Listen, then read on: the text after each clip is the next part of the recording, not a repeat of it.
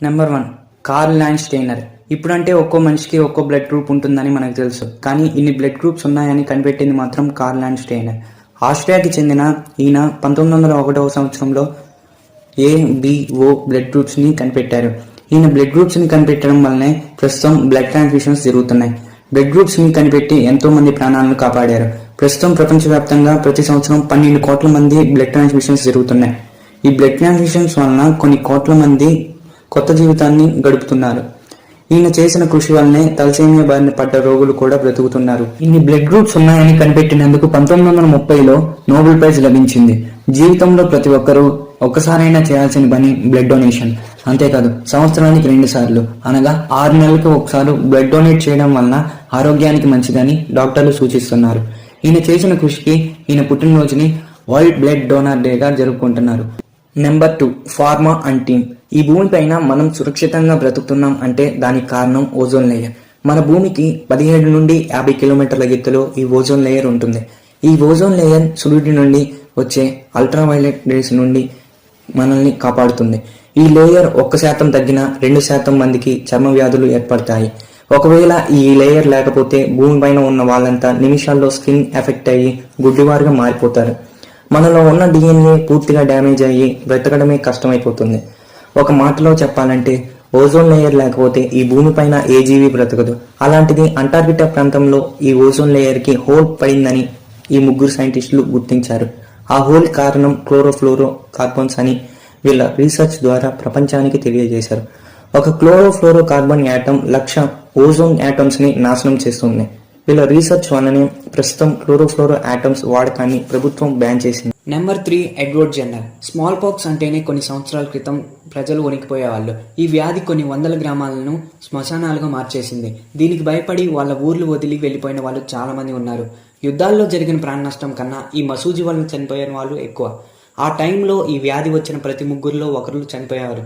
1700 నుండి 1800 మధ్య కాలంలో 8 కోట్ల మంది ఈ మసూజి వలన చనిపోయారు. 1844లో మన దేశంలో 74,000 మందికి ఈ స్మాల్ పాక్స్ కేసెస్ నమోదైతే అందులో 18,000 మంది చనిపోయారు. ఎడ్వర్డ్ జెన్నర్ బ్రిటిష్ వైద్య శాస్త్రవేత్త. ఇతని పరిశోధనలో కౌపాక్స్కి స్మాల్ పాక్స్కి ఉన్న లింక్తో స్మాల్ పాక్స్ని నయం చేయొచ్చని కనుగొన్నారు. 1796లో ఆయన కనిపెట్టిన మందుని జేమ్స్ ఫిలిప్ అనే 8 సంవత్సరాల అబ్బాయిని స్మాల్ పాక్స్ నుండి కాపాడాడు. ఈ విధంగా ఇతను తయారు చేసిన వ్యాక్సిన్ గురించి రాయల్ సొసైటీకి పంపాడు. కానీ వాళ్ళు పట్టించుకోలేదు. ఆ తర్వాత మరో 23 మందిని కాపాడి ఆ డేటాని మళ్ళీ రాయల్ సొసైటీకి పంపాడు. చివరికి ఎడ్వర్డ్ జెన్నర్ తయారు చేసిన వ్యాక్సిన్ పనిచేస్తుందని రాయల్ సొసైటీ వాళ్ళు 1840లో యాక్సెప్ట్ చేశారు. ఆయన తయారు చేసిన వ్యాక్సిన్ కొన్ని కోట్ల మంది ప్రాణాలను కాపాడింది. ఆ తర్వాత కొన్ని సంవత్సరాల్లో స్మాల్ పాక్స్ పూర్తిగా అంతమైంది. ఒక మాటలో చెప్పాలంటే మసూచి తీవ్రంగా వ్యాపించే అంటువ్యాధి. గతంలో దీని బారిన పడ్డ వారిలో దాదాపు 30% మంది చనిపోయారు. వ్యాధి నుంచి బయటపడిన వారికి శరీరంపై మచ్చలు ఉండిపోవడం, చూపుపోవడం జరిగేది. 1796లో ఎడ్వర్డ్ జెన్నర్ జేమ్స్ ఫిలిప్స్కి కౌపాక్స్ ఇంజెక్ట్ చేయడం వలన అతడి శరీరంలో రోగనిరోధక శక్తి పెరిగి స్మాల్ పాక్స్ నుండి కోలుకున్నాడు. ఈ పరిశోధన ద్వారా 1798లో వ్యాక్సిన్ని అందరికీ అమలుపరిచారు. వ్యాక్సిన్ అనే మాట లాటిన్ భాషలోని వాకా అనే పదం నుండి వచ్చింది. వాకా అంటే ఆవు. Number 4 Jonas Edward Salk. ఇతను ఒక అమెరికన్ వైద్య పరిశోధకుడు, వైరస్ అధ్యయనవేత్త. ఇతను పోలియో వైరస్ టీకాను కనుగొని అభివృద్ధి పరిచాడు. న్యూయార్క్ యూనివర్సిటీ స్కూల్ ఆఫ్ మెడిసిన్లో చదువుతున్నప్పుడు సాల్క్ తన సహచరుల నుండి వేరుగా ఉండేవాడు. ఎందుకంటే ఇతను ఒక సాధారణ వైద్యుడు కావటానికి బదులుగా వైద్య పరిశోధన వైపు వెళ్లాలనుకున్నాడు. ఆ క్రమంలో ఇతని పరిశోధన ద్వారా పోలియో టీకాని కనుగొన్నాడు. ఒకప్పుడు పోలియో పేరు చెప్తేనే వణికిపోయేవారు. 1940 నుండి 1950 మధ్య కాలంలో 25 లక్షల పోలియో కేసులు నమోదయ్యాయి. వారిలో కొంతమంది చనిపోయారు. చాలామంది అవిటివారిగా మారిపోయారు.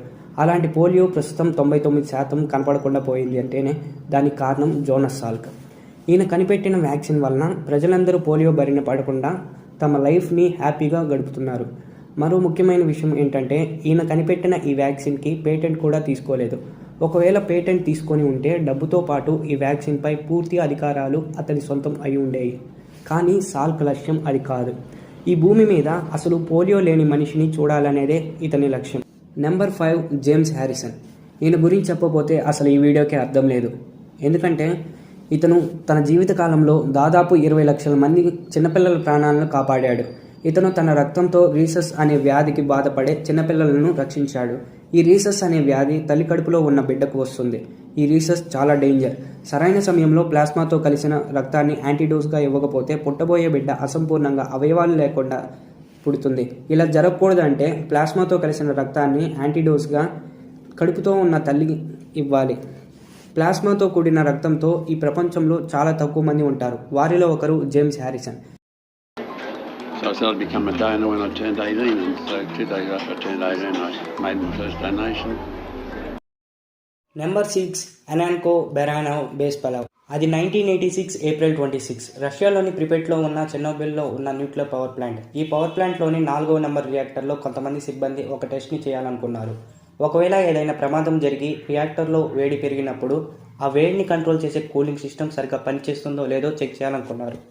అలా చెక్ చేసే టైంలో వీళ్ళ కూలింగ్ సిస్టమ్ పనిచేయకపోవడం వల్ల ఒక భారీ పేలుడు సంభవించింది. ఇదే ఇప్పటి వరకు ప్రపంచంలో జరిగిన అతిపెద్ద న్యూక్లియర్ బ్లాస్ట్. అక్కడ ఏం జరిగిందో తెలుసుకునే ముందు అసలు న్యూక్లియర్ రియాక్టర్ ఎలా పనిచేస్తుందో చూద్దాం. న్యూక్లియర్ రియాక్టర్లో 2 రకాల రాడ్స్ ఉంటాయి. ఒకటి యురేనియం రాడ్స్తో తయారు చేసిన ఫ్యూయల్ రాడ్స్, రెండవది గ్రాఫైట్తో తయారు చేసిన కంట్రోల్ రాడ్స్. యురేనియంతో తయారు చేసిన రాడ్స్ హీట్ని ప్రొడ్యూస్ చేస్తే ఆ హీట్ వల్ల అక్కడ ఉన్న నీరు ఆవిరిగా మారుతుంది. ఆ ఆవిరి పక్కన ఉన్న టర్బైన్ రొటేట్ అవ్వడం వల్ల కరెంట్ తయారవుతుంది. ఒకవేళ రియాక్టర్లో హీట్ ఎక్కువగా జనరేట్ అయితే పైన గ్రాఫైట్తో తయారు చేసిన కంట్రోల్ రాడ్స్ హీట్ని కంట్రోల్ చేస్తాయి. కానీ అక్కడ ఉన్న సిబ్బంది టెస్ట్ చేసే టైంలో గ్రాఫైట్తో తయారు చేసిన కంట్రోల్ రాడ్స్ పనిచేయడం లేదు. దానివల్ల కొన్ని నిమిషాల్లోనే రియాక్టర్లోని టెంపరేచర్ పెరిగి భారీ పేలుడు సంభవించింది.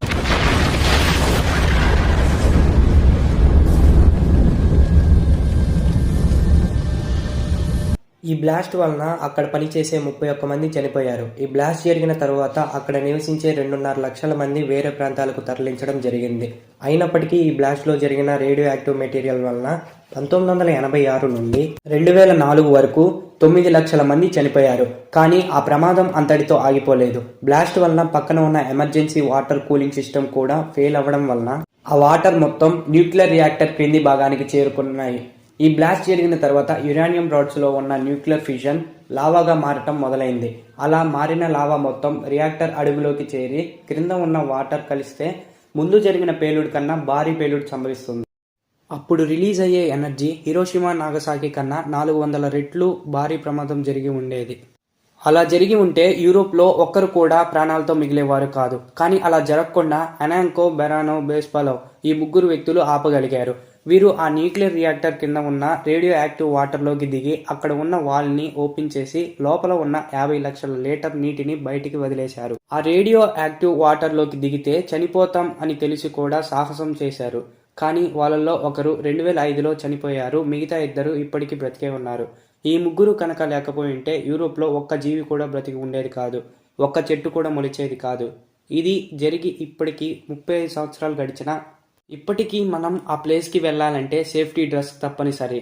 అక్కడికి వెళ్ళిన ఏ వస్తువు కూడా ముట్టుకోకూడదు. ఒకవేళ ఎలాంటి సేఫ్టీ లేకుండా 4వ నెంబర్ రియాక్టర్లోకి వెళ్తే రేడియేషన్ వలన చనిపోతారు. అలాంటిది వాళ్ళ ప్రాణాలు సైతం లెక్క చేయకుండా కొన్ని లక్షల మంది ప్రాణాలను ఈ 3 కాపాడారు. Number 7 Alexander Fleming. Alexander Fleming చిన్నతనంలోనే తన తండ్రిని కోల్పోయాడు. స్కూల్కి వెళ్ళాలంటే రోజుకి 14 కిలోమీటర్లు నడవాల్సి వచ్చేది. అంతేకాదు ఆర్థిక సమస్యల వలన చదువుని మధ్యలోనే ఆపేశాడు. గుమస్తాగా పనిచేశాడు. ఈ విధంగా ఎన్ని కష్టాలు వచ్చినా ఏ రోజు ఈయన నమ్మకాన్ని కోల్పోలేదు. 20 సంవత్సరాల వయసులో ఆస్తి కలిసి రావడం వలన మధ్యలో వదిలేసిన చదువుని పూర్తి చేశాడు. చదువు పూర్తి అయిన తర్వాత బ్యాక్టీరియాపై ఎన్నో రకాల ప్రయోగాలు చేసి 1928లో పెన్సిలిన్ అనే యాంటీబయాటిక్ని అనుకోకుండా కనిపెట్టాడు. పెన్సిలిన్ ఈ ప్రపంచంలో మొట్టమొదటి యాంటీబయాటిక్. దీన్ని 1928లో కనిపెట్టిన వాడుకలోకి తీసుకురావడానికి 17 సంవత్సరాలు పట్టింది. ఈ పెన్సిలిన్కి 1100 రకాల బ్యాక్టీరియాని చంపే కెపాసిటీ ఉంది. ఈ ఒక్క మందు వైద్యశాస్త్ర చరిత్రనే మార్చేసింది. ఎందుకంటే ఈ పెన్సిలిన్ ఇప్పటి వరకు 25 కోట్ల మంది ప్రాణాలను టైఫాయిడ్, న్యూమోనియా, క్షయ వంటి రోగాల బారి నుండి కాపాడింది. Number 8 Clair Cameron Patterson. Periodic టేబుల్లో ఉన్న ఎలిమెంట్స్లో ఒకటైన లెడ్ చాలా ప్రమాదకరమైనది. ఈ లెడ్నే తెలుగులో సీసం అని అంటారు. ఈ లెడ్ని 1920sలో పెట్రోల్లో మిక్స్ చేసి యూజ్ చేస్తారు. అలా వాడటం వలన ఇంజిన్ స్మూత్గా వెళ్లడంతో పాటు ఇంజిన్ సౌండ్ కూడా తక్కువగా వస్తుందని అప్పటి ప్రజలు భావించేవాళ్ళు.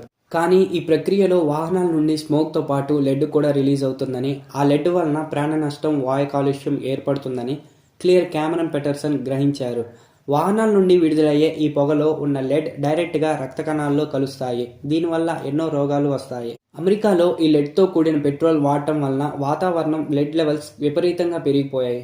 దీనివల్ల అక్కడి ప్రజలు ఎన్నో రకాల హెల్త్ ప్రాబ్లమ్స్ ఎదుర్కొన్నారు.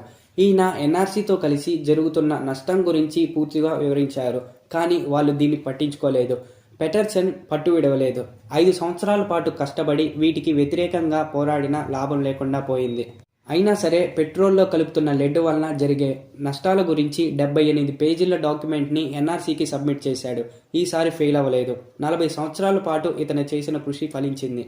ఈ వీడియోని ఇంతవరకు చూశారంటే మీకు నచ్చిందని నేను భావిస్తున్నాను. ఒకవేళ నచ్చితే కనుక లైక్ చేయండి. ఏ ఫ్యాక్ట్ నచ్చిందో కామెంట్ సెక్షన్లో కామెంట్ చేయండి. అలాగే నెక్స్ట్ టాపిక్ కూడా సజెస్ట్ చేయండి. అంతేకాకుండా మీ ఫ్రెండ్స్కి, మీ రిలేటివ్స్కి వాట్సాప్ ద్వారా షేర్ చేయండి. సబ్స్క్రైబ్ చేయడం మాత్రం మర్చిపోకండి. థ్యాంక్స్.